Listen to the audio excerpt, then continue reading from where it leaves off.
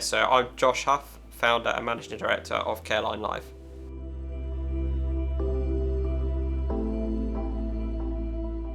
So started while I was at college, and then sort of after college when I was waiting for a period to do some resits. And I think that was what kind of made me realise, because I was going to go and study at university. That was what sort of my intention was. Grew up in a family where it was, I would say, almost expected that I was going to go to university. And in that sort of like almost gap year, if you like, I started to realise that actually maybe education wasn't the thing that I wanted to do all the time anymore. Maybe actually I was going to go and study law with business, and actually there's a lot of self-reading, there's a lot of self-motivation in that, and it's just full of books. And I don't necessarily have a problem with that, but I think I realised in that year that I enjoyed business more than I enjoyed the prospect of education, basically.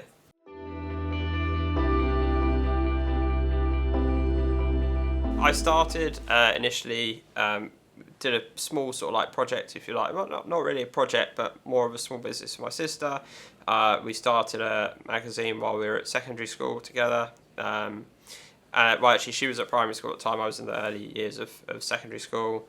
And then after that, moved on to sort of IT services for small businesses and friends and family and stuff like that, basic websites and things like that. And I would use people that I knew at college to kind of do the work for me. So while they're at university, I guess almost to a point, sort of feeding their beer fund, if you like. So I could get it done. And I enjoyed more of the sales and the interaction, the business side of it, than I was good at that technical piece.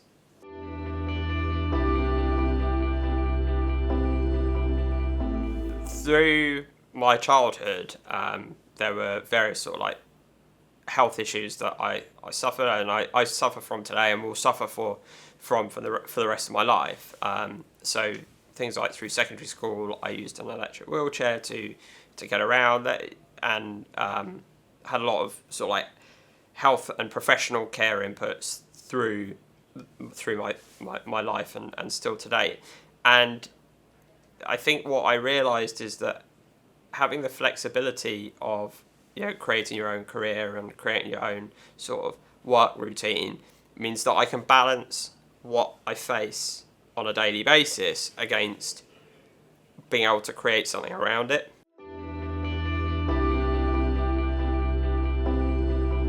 Being in a wheelchair is a pretty kind of brutal experience as a teenager.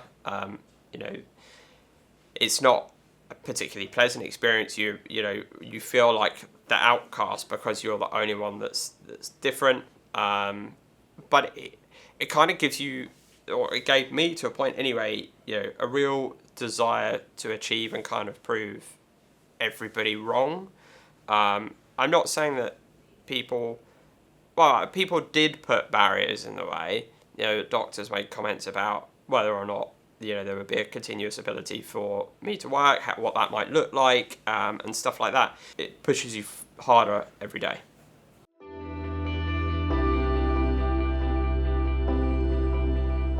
I think early experiences definitely have an input on you as you grow up and as you mature, and so I think that has made a difference. It has made me more resilient to a lot of things. Those kind of down days, I guess, those kind of rejections and stuff like that.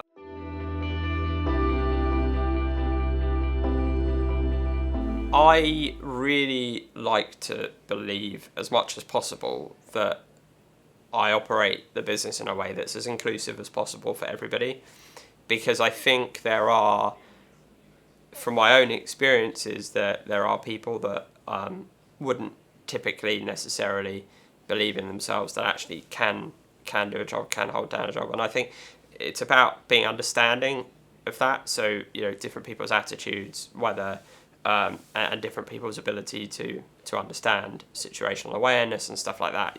If you understand where they're coming from, then it's easy to help them manage it and support them and nurture them through that process.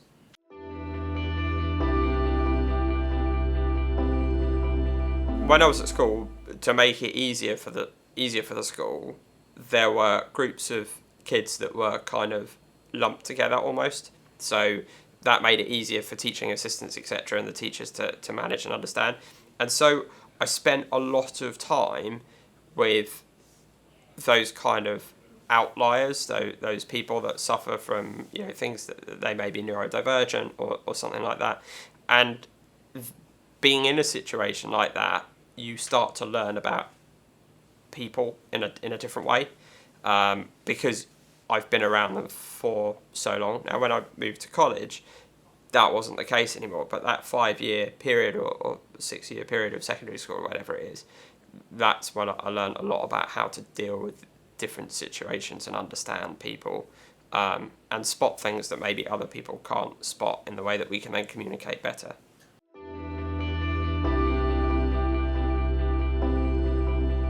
The inspiration for CareLine Live came from personal sort of lived experiences, both as a recipient of people coming into the home, not from home care, but in sort of more professional nursing situations, as well as working with a business that wanted to better manage their remote workforce.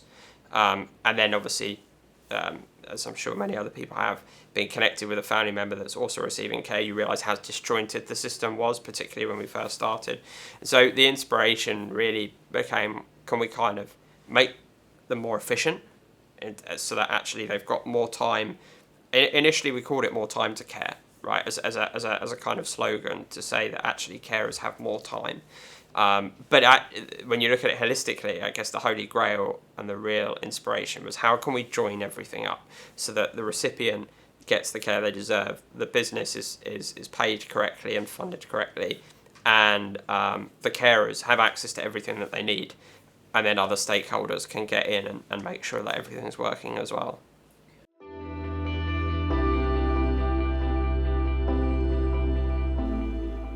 I think from my perspective, the goal of what we're trying to do here is to make care more efficient, and that's not in a profitability sense, but actually giving people more time to be able to do their job correctly, which then means that they're able to provide better quality care, they have better insights, and we can connect everybody in what we call the circle of care together. So key stakeholders, be it social workers, be it doctors, be it the agency owners, the care agency owners, be it family, be it the service user, everybody is then able to kind of see this holistic view of what's going on, what has happened, what hasn't happened, what should have happened. And we can then look to prevent those safeguarding concerns. And so overall, it's just about making that a better service.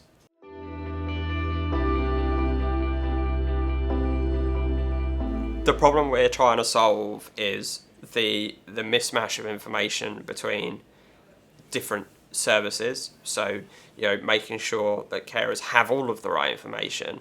We now have GP Connect in the platform, which allows the agencies to be able to view GP records and have more accurate information.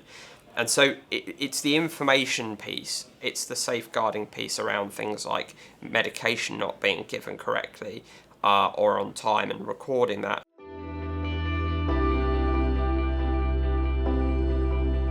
I was a kid in the 90s, and so technology wasn't where it is now. And obviously, doctors and different services do have different systems now to what was available when I was a child. But I think if this sort of system had been more widely used or existed then, actually I believe some of those frustrating interactions where information wasn't there, we're having to relive the entire situation because they've not been able to have the right notes in front of them at the time. I think it would have been phenomenally useful, and I think the frustrating incidents that happened would have been reduced. And I think ultimately what then could have happened is, rather than spending, say, in an hour's appointment 45 minutes or half an hour reliving previous encounters, and then only having your new visit, if you like, for 15 minutes to half an hour.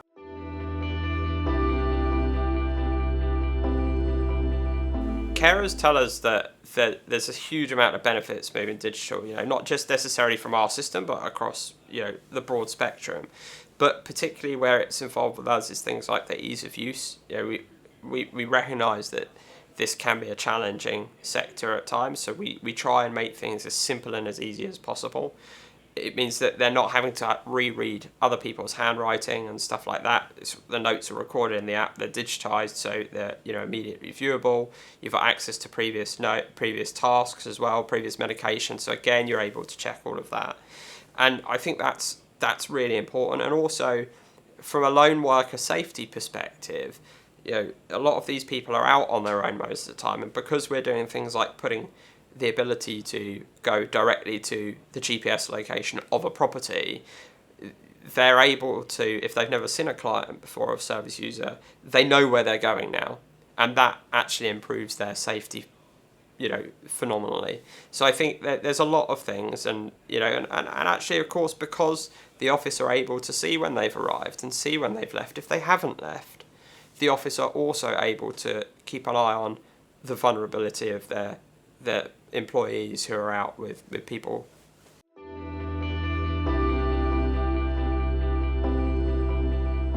Our commitment to customer service is, in my opinion, one of the things that really stands us out. And I think that's because I recognise that this is a very people-focused sector. People get into this sector to look after people, and so we need to be able to look after them as well. And so I really try hard to make sure that our support team are really approachable. We answer our phone calls in, 80% of our phone calls are answered in 20 seconds. That sort of statistic is really important to making customers feel appreciated. And if we can appreciate them and we can help them and support them through the journey of using our platform, then ultimately they can grow with us.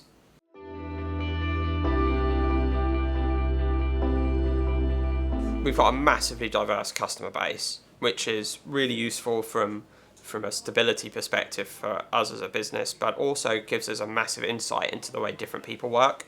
So we have some of the largest customers in Northern Ireland. We have some of the largest private equity-backed care agencies in England as well.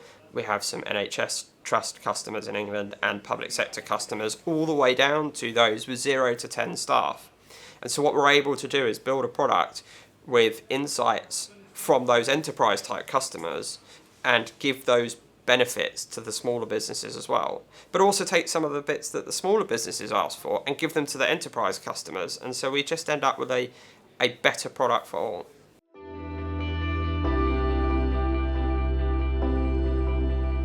I like to think the impact on the home care sector has been really positive. We hear a lot about things like better communication between service users and their relatives. Because the information is now digitised, they're actually able to see what happened during mum's visit rather than having to go there and look at the piece of paper. And so where you've got people that maybe don't live close or abroad, those conversations and that communication becomes really important and valuable. So I think from a service user's perspective, they're able to receive care where the carer has more information, so they're, the visit is more effective, and by that I mean the service user should receive a better outcome from it.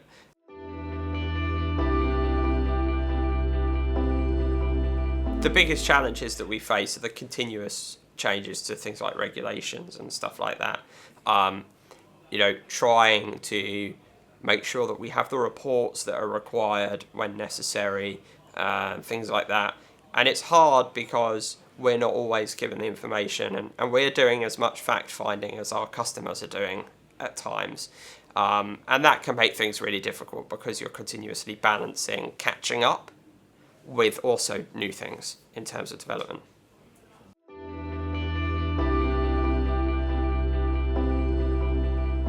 I think we build our product really well because we look at it from the sky with, the good ideas we think we want to achieve, but what creates the core growth of the product, aside from what we want to see happen and what we think we want to develop, is feedback from customers. And every customer has a voice. We're not necessarily going to, and we can't act on every voice, but what we can do is collate those things to understand how we could better something, how we can make a process easier, how we can change something to make it better.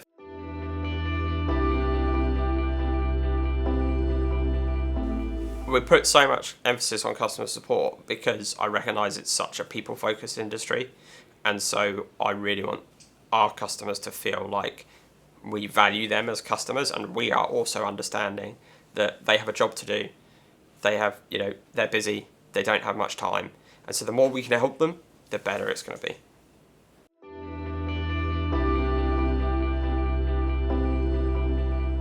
As a business, I think we try and instill strong values in sort of people management, being flexible around things like doctor's appointments and stuff like that, not making people take doctor's appointments as leave, because I recognise the importance of personal health and stuff like that. Being flexible where we can in terms of hybrid working across the office and being able to work remotely, and of course because we acquired a business in September 2023, that then brought in a new set of values changes, because it was about how that team became valued and brought into our business, and I'm really pleased with the way the team have handled that.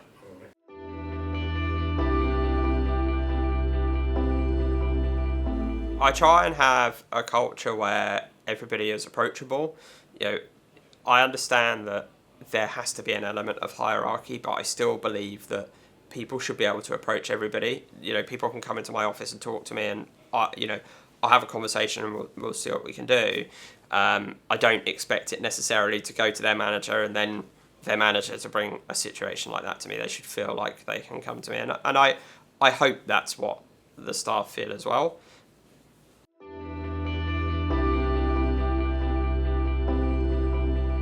I hope that the team feel that we treat them with as much respect as possible, and that we're, as a business, as open as possible for people to be able to approach us. We do like trying to have fun together where we can.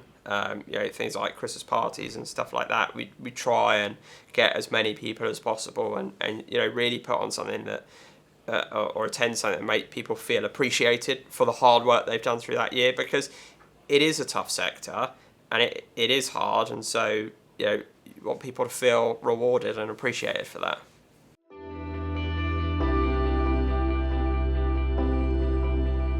Look, I'm really proud of the fact that we've built the team to over 40 staff now. We operate across multiple territories already.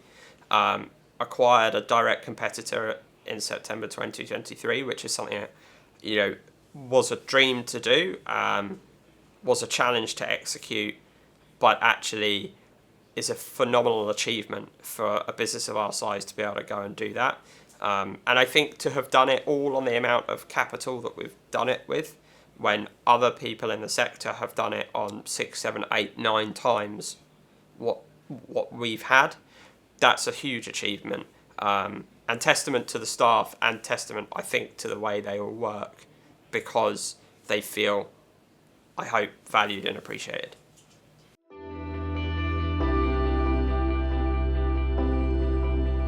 As the business evolved, like my sort of day job, if you like, has massively evolved with it. I was initially in the early stage extremely hands-on, had my fingers on every single customer. I knew every single customer's name. And, we've got to a point now with our size that that's not feasible anymore. And so suddenly now my role is more looking at the business and things that I can do to improve it, whether that be through funding, whether that be through, strategy and sales or things like that. You start to look at it from a much broader level. And I was very lucky to do the Goldman Sachs 10,000 Small Business Program, which is, it's a short course program run by the University of Oxford Said Business School. One of the key things that came out of that for me was the suggestion and the encouragement to work on your business, not in your business. And the change of mindset really changes kind of the gear and changes the speed in that you're doing things, because instead of micromanaging or getting involved in everything. You take a much broader view and a much more high level view.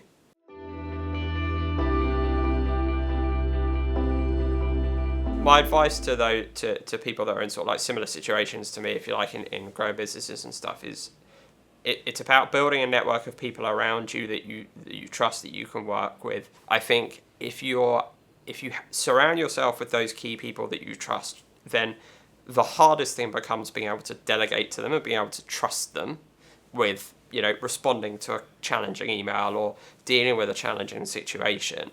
Once you get to that point, then you can move forward, and then suddenly your time gets freed up, and suddenly then you're able to focus on that strategy more.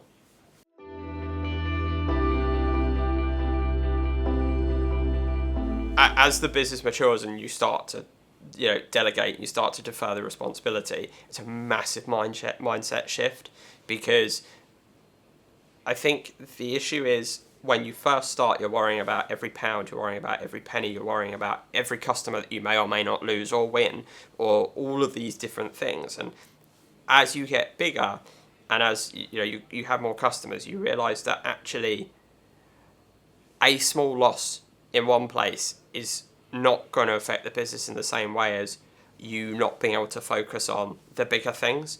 And so you're almost forced to be able to delegate, but there are times when you almost can't help yourself from meddling and getting involved. And actually then you've got to be aware of what that looks like for the people that you're suddenly not suddenly delegating to, but you're delegating to. Because when you start delegating, if you then start meddling, it's about, whether they feel like you don't trust them, and, they can feel undermined. And so you suddenly have to understand that with delegation comes almost greater responsibility, because you don't want to suddenly put them in a situation where they feel undermined.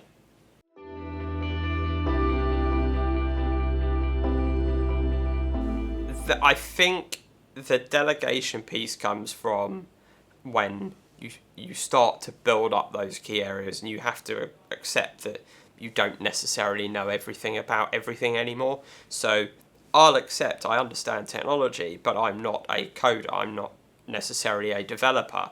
And so I have to trust the development team to be able to do that, which means I have to trust the person that runs that team to be able to do that.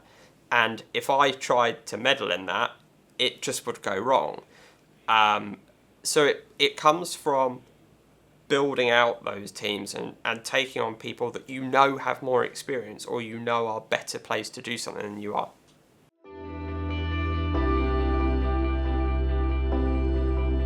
I want to get us to a point where in the sector and in the industry, we are seen as those people that genuinely know what they're doing, genuinely know how to help solve a problem, and genuinely are trying to make it better. We're just on the kind of journey of really expanding into different territories that we've not worked in before. And I know that for us as a business, that's where we're going to be able to do some things that will allow us to really differentiate ourselves from the competition. And I think over the next 5 years, it will be a case of really cementing our growth in those areas, those other territories that kind of we have the plans to go and do, and building it into a brand that's seen as a real solution to a problem.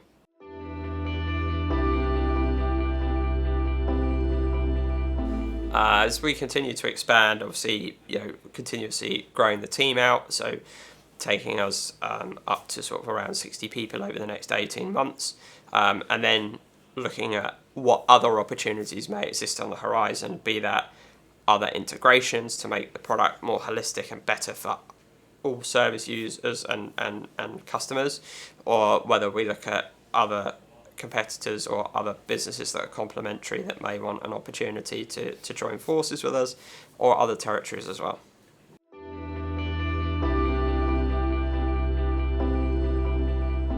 Australia is a really exciting opportunity for us, because we hope that it will allow us to increase our support capacity to provide a longer service for our clients in the UK, which obviously will help them. But also the market is so similar to ours here that aside from some technical development for finance, actually the sector in Australia is quite has a lot of parallels and a lot of synergies with England, but actually is a much better funded system from what we're starting to understand about it. So, we're really excited about the next 12 months and what that looks like, and building a team out there that will support our product for everybody, not just for that space.